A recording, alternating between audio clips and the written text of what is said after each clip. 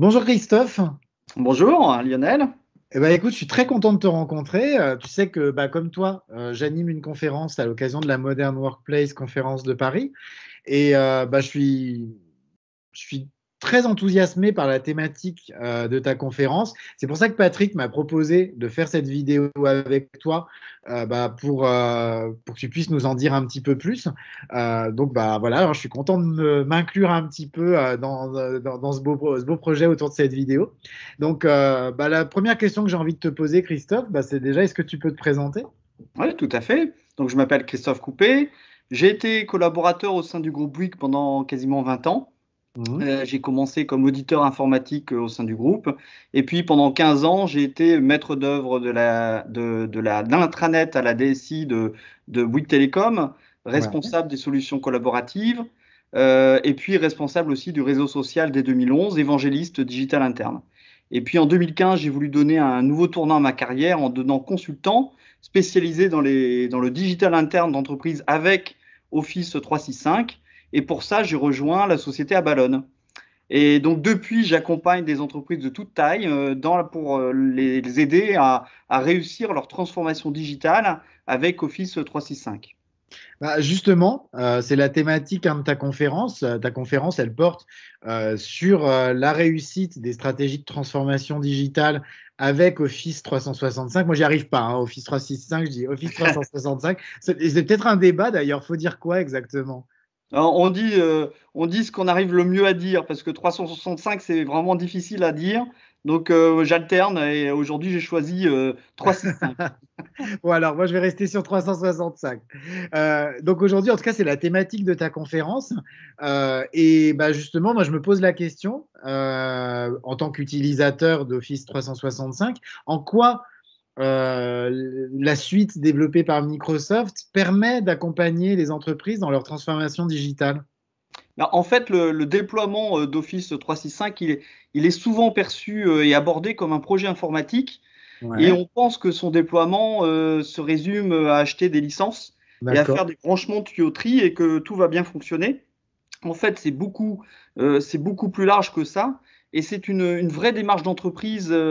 Et c'est vraiment indispensable de l'aborder sous cet angle pour que ça réussisse et que l'entreprise en tire tous les avantages. En fait, ce que je constate, moi, c'est que très peu d'entreprises ont vraiment conscience que les nouveaux usages d'Office 365 sont de nature à changer vraiment beaucoup de choses dans l'entreprise, à la fois en termes d'habitude de collaboration, mais en termes de posture, et jusqu'à amener, je le constate quelquefois, à faire évoluer la culture d'entreprise.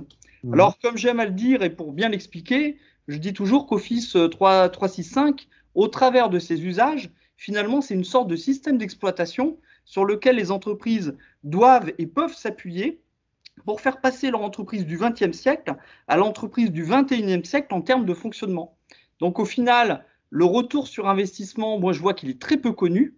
Et quand on y regarde de plus près, les gains sont vraiment énormément dans la capacité à faire évoluer l'entreprise et à la rendre capable de s'adapter. Et c'est justement ça qu'on va découvrir dans ma session. C'est super intéressant ce que tu dis, puisque finalement, enfin, ça va un petit peu à l'encontre des idées reçues quand on entend parler de transformation digitale.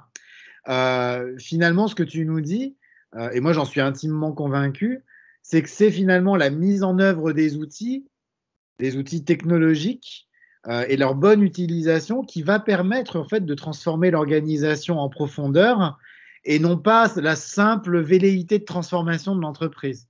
Alors je dirais c'est les deux, c'est à la fois la velléité, c'est la dynamique, c'est l'ambition qu'on y met, et plus encore que les outils, je dirais c'est les usages qu'on en fait. Parce que différentes entreprises vont en faire des choses complètement différentes, et pour certaines, les usages ne sont pas à la rencontre, à la hauteur des outils qu'on a.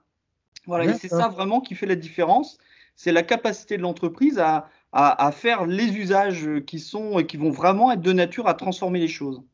Ok, c'est super cool. Je pense qu'on va s'éclater pendant ta Ben, conférence. j'espère, j'espère. Euh, Justement, elle s'adresse à qui en fait ta conférence? Elle s'adresse à quelle typologie de personnes? Est-ce que c'est uniquement pour des personnes très expertes ou est-ce que c'est pour des personnes qui sont un peu plus débutantes avec Office 365? Alors en fait, déjà, ce qu'il faut voir au début, c'est que comme c'est souvent abordé comme un projet informatique, il y a Ouais, souvent des DSI qui viennent à ce genre de session parce que on estime que c'est un projet informatique. En fait, Bien sûr. comme je l'ai dit, c'est beaucoup plus que ça. Et comme je l'explique dans la session, justement, la DSI toute seule va pas réussir à vraiment transformer l'essai, on va dire, avec Office 365. Il y a vraiment besoin des autres directions. Donc, par exemple, la DRH, les DIRCOM, etc., et les directions opérationnelles. Donc, pour répondre plus précisément à ta question, tout le monde est concerné un peu par cette session, donc à la fois toutes les directions. Je dirais que c'est quand même une population plutôt chargée, par exemple, de la transformation.